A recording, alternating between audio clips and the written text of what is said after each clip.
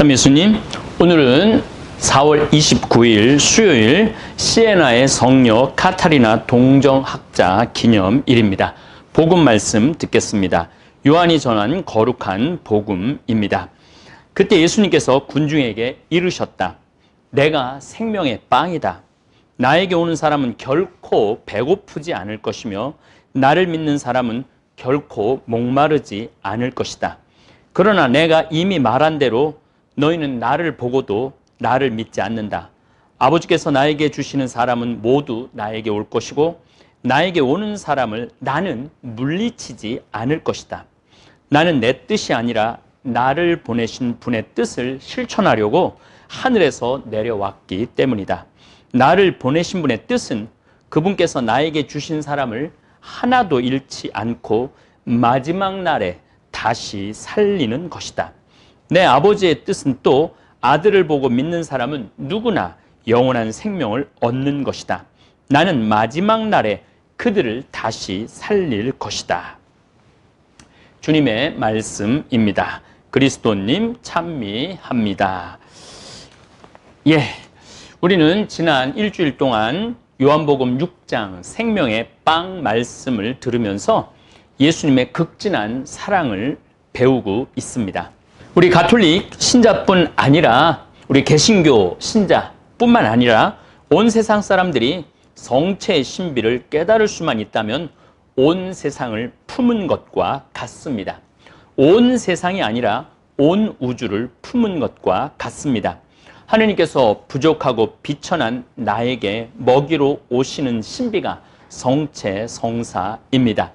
그래서 미사 성제가 가장 완벽한 완전한 제사입니다. 미사 때마다 십자가의 희생 제사가 올려지고 예수님의 살과 피를 받아 모시는 영광을 우리는 누릴 수 있습니다. 예수님께서는 나를 먹는 사람은 결코 배고프지도 목마르지도 않을 것이라고 당신을 먹이로 내어 놓으셨습니다. 여러분들 음식은 사랑하는 사람과 같이 나눠 먹을 때 제일 행복하죠. 또 사랑하는 사람을 맛있는 음식을 먹이고 싶어 합니다.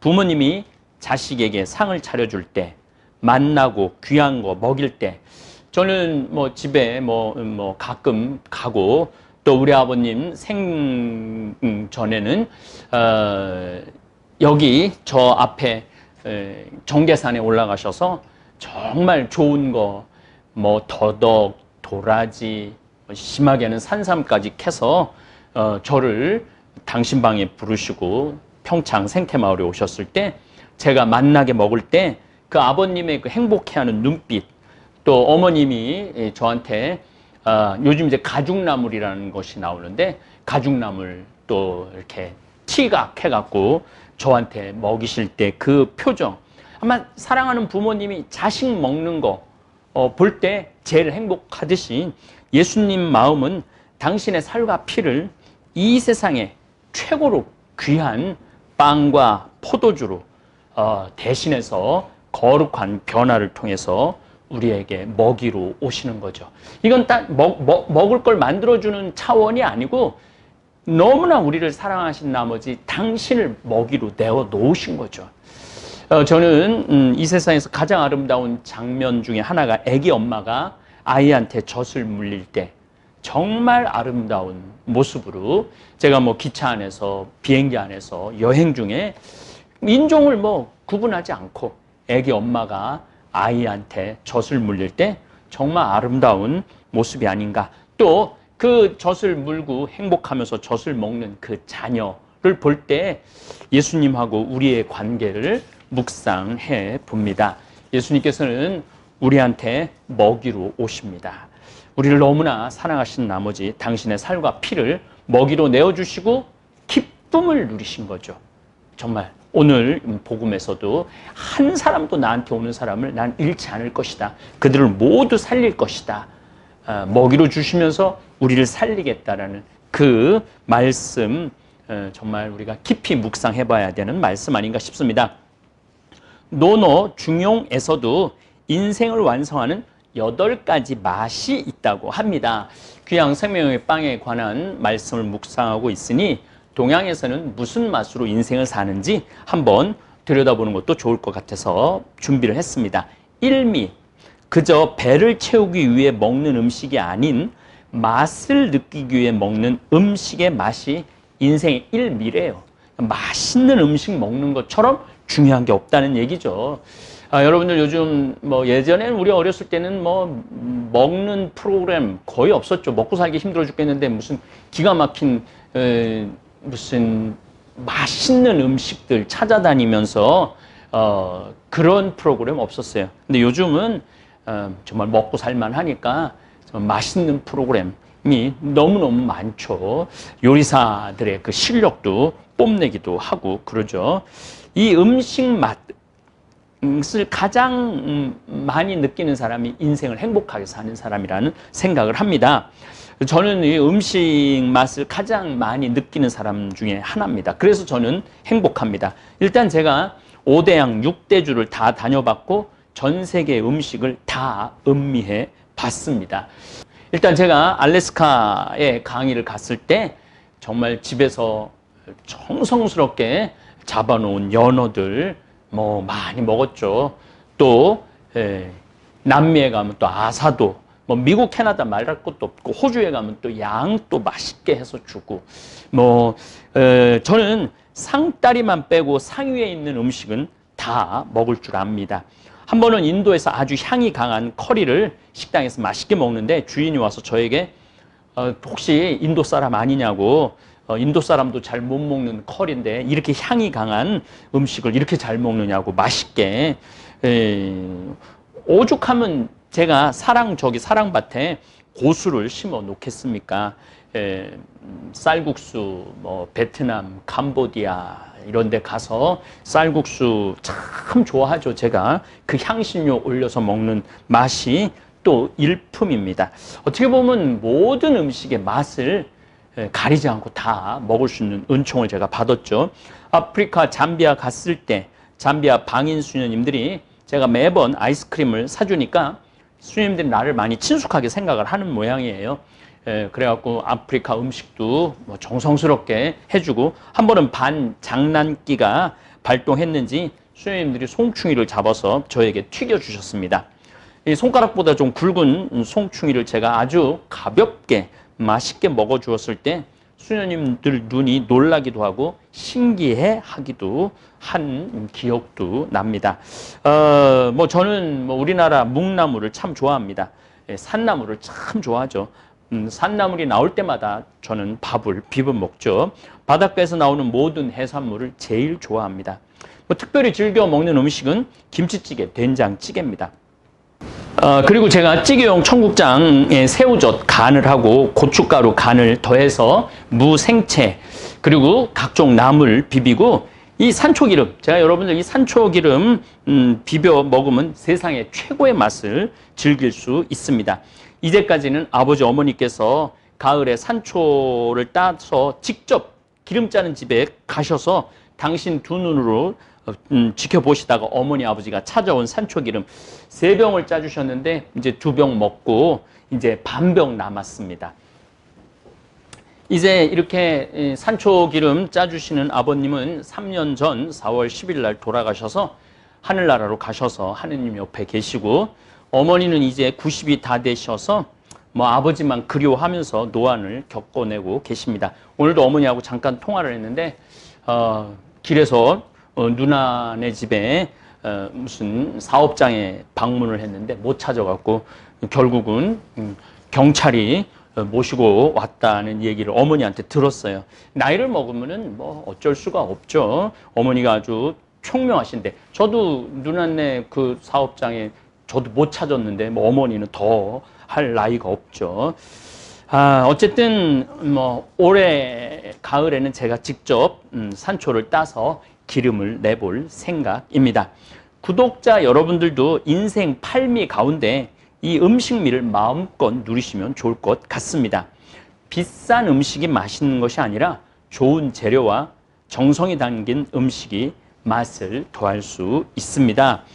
제가 청국장 가루, 뭐 찌개용 청국장, 된장, 그리고 품절된 간장. 사실 이 4년 된 간장이 14항아리가 있습니다. 14항아리가 있는데 판매하기에는 너무 아까워서 시간장으로만 사용을 하고 있죠. 이 맛난 된장, 간장만 있어도 온갖 음식의 맛을 더할 수 있죠. 우리 신앙생활에 예수님의 살과 피를 영할 때 맛 중에 최고로 신비한 맛은 하느님의 맛을 느낄 수 있는 바로 성체, 미사성제 안에서 영할 수 있는 이 성체를 하느님의 맛을 느낄 수 있는 신앙인이 있다면 아마 심장이 터질 것입니다. 더욱이 이번 팬데믹 때문에 2달 동안 아마 미사 참여 못하신 분들이 많을 텐데 요즘 이제 각 교구마다 미사를 이제 다시 봉헌하게끔 하죠. 여러분들 정성껏 성체 영하시면서 우리 안에 먹이러 오시는 예수님, 또 뭐 노노 중용의 이 인생 팔미 가운데 만난 거 먹는 거 인생의 큰 기쁨이라고 그러죠. 우리는 맛있는 거 먹을 수 있는 그 자격이 있는 사람들이에요.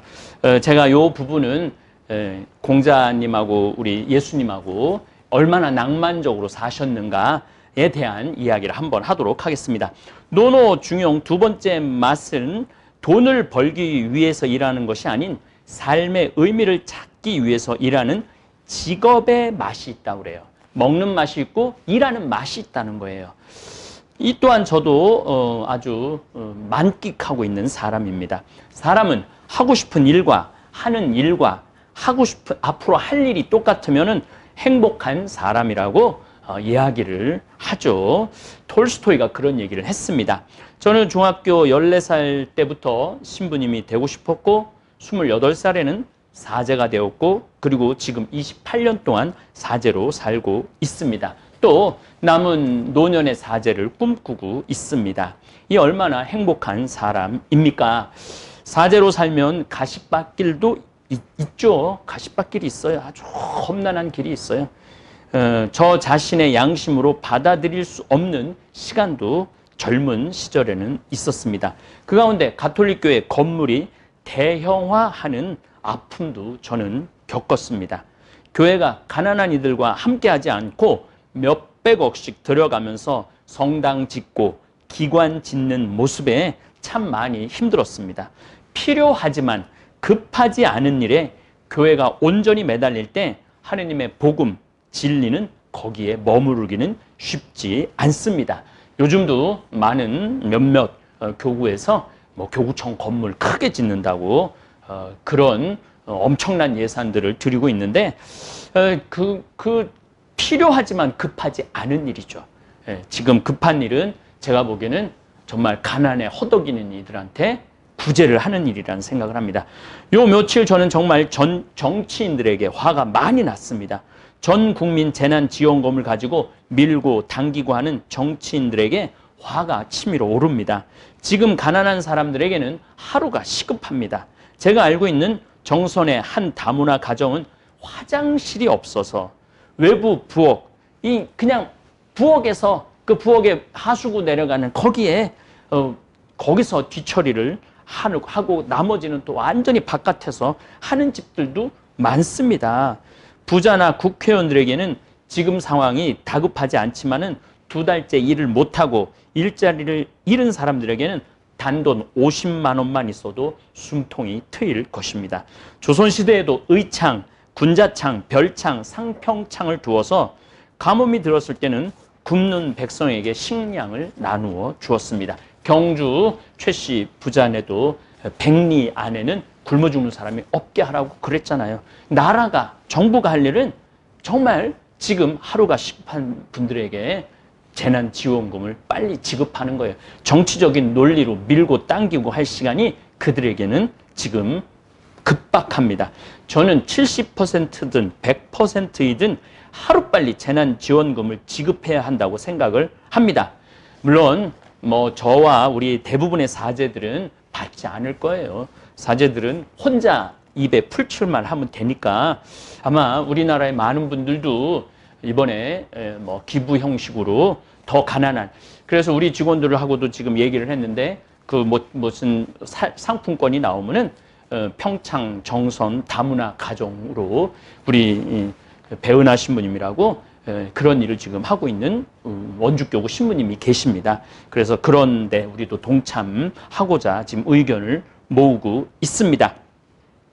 어쨌든 뭐 여러 가지 사제로 살면서 갈등도 있고 혼란도 있고 가시밭길도 있지만은 저는 사제로서 살아가는 삶이 참 좋습니다.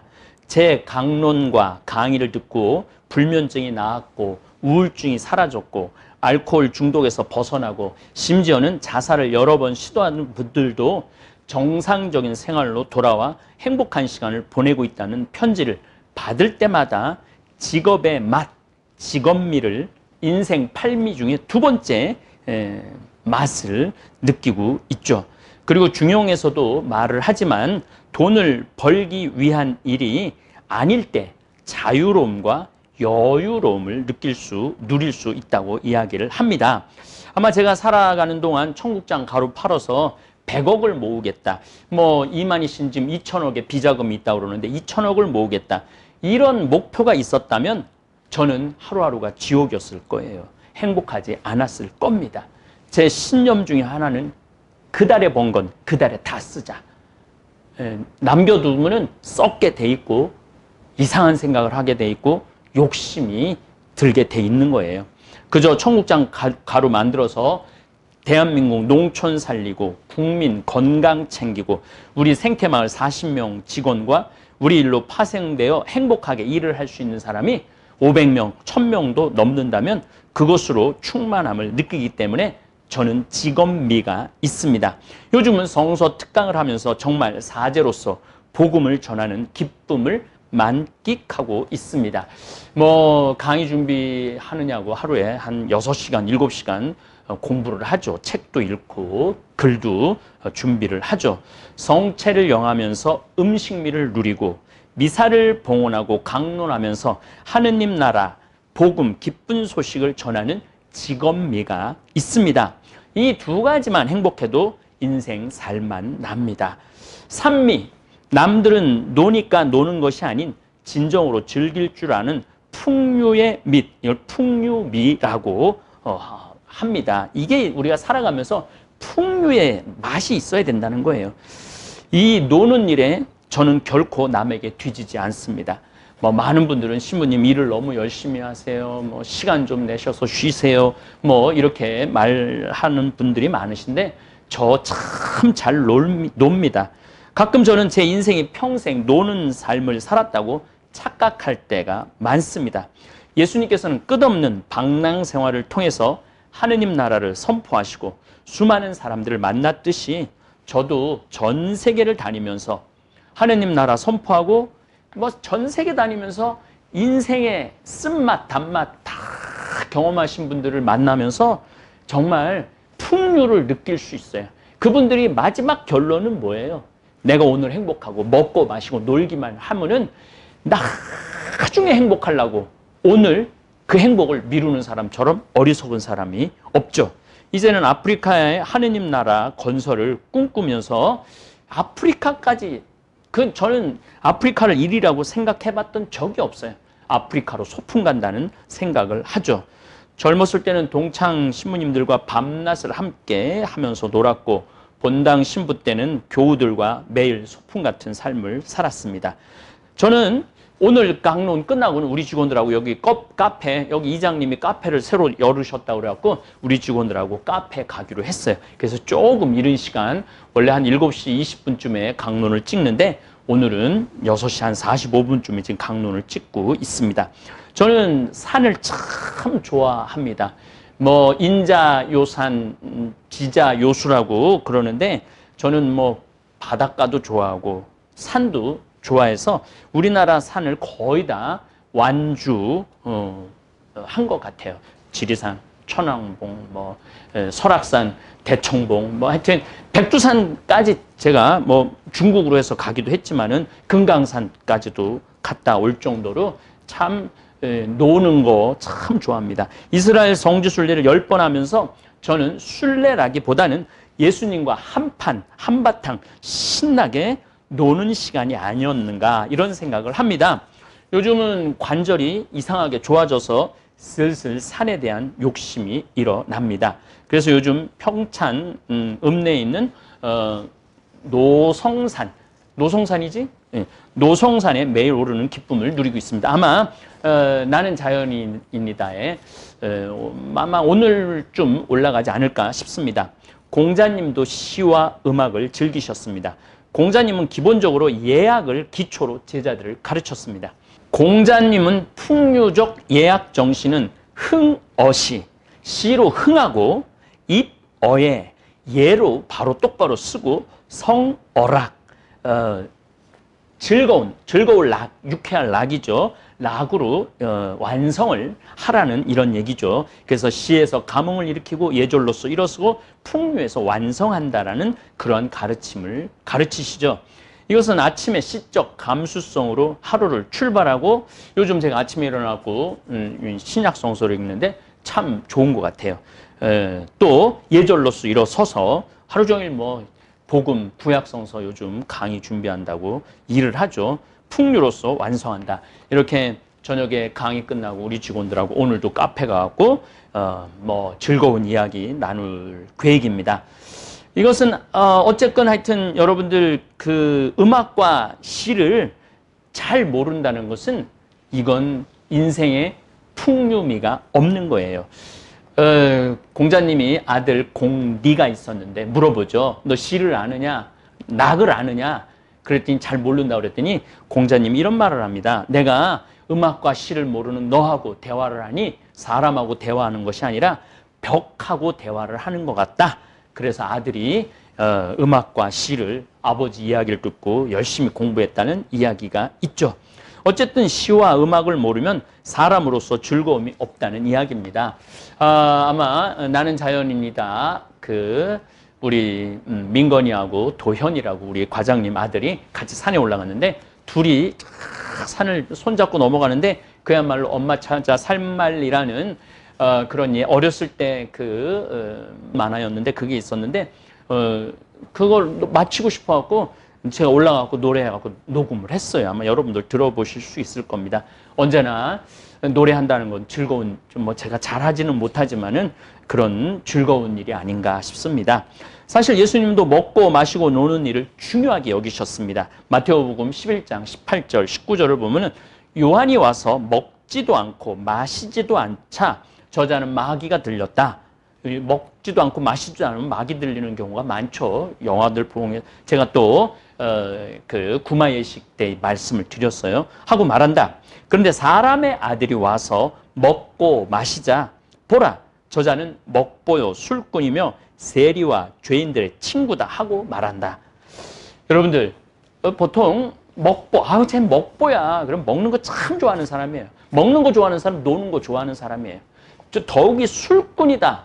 그럼 뭐 이건 풍류를 즐기는 사람이죠. 술꾼이면은 예수님이 그렇게 절도가 없진 않으셔서 성서를 아무리 읽어봐도 그 낭만이 있었죠. 그리고 세리와 죄인들의 친구다. 누구를 구분하지 않고 누구든 차별하지 않고 뭐 이 아리마테아 요셉을 만나든 창녀를 만나든 눈먼 사람을 만나든 바리새인을 만나든 백인 대장을 만나든 뭐 또 예리고의 키 작은 자케오 세관을 만나든 누구든 구분하지 않고 자유롭게 사람을 만나고 먹고 마셨던 분이 예수님이시죠. 그러니까 예수님은 그야말로 음식미, 그 다음에 직업미, 풍요미 이걸 다 가지고 사셨던 참 자유로우신 분이고 즐겁고 유쾌하신 분이 예수님이 아닌가 그런 생각을 합니다. 나머지 5가지 맛, 관계미, 봉사미, 학습미, 건강미, 인간미는 생명빵 성체성사와 연결해서 목요일, 금요일에 나누어서 말씀을 드리도록 하겠습니다. 예, 행복한 하루 보내시기를 바라겠습니다. 감사합니다.